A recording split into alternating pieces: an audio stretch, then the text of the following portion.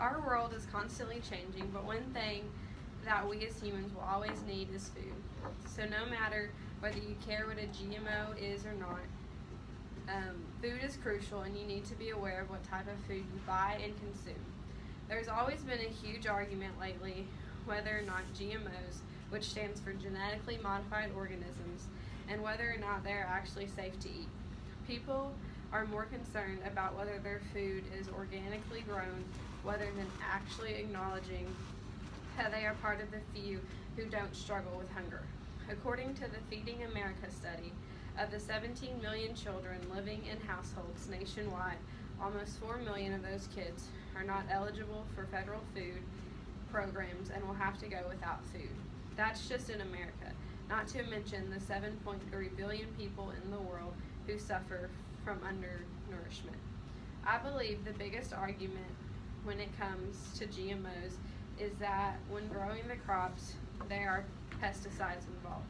If we insist on going pesticide free, crops will be lost, which will increase cost to consumers, and farmers will lose their profits.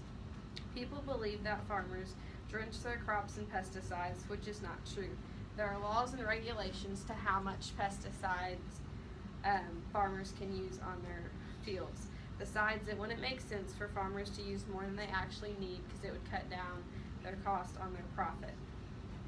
Modified foods is not something that is new. For years, farmers have been improving their crop by breeding different types of plants to come up with new organisms that would taste better and benefit their profits. I don't think people realize how much of their foods are modified already and how they probably didn't realize it until it became such a big deal.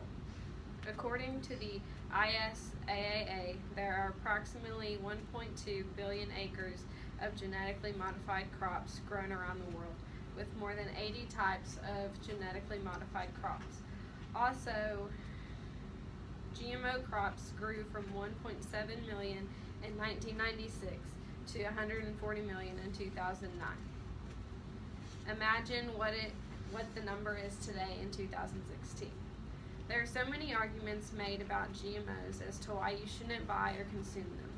Although there isn't any specific organizations I'm going to ask you to go to support or donate any money, I am just asking for you to research and learn from the info today that our world is changing, and even when our farmers are becoming more advanced, these are the people that are feeding our country.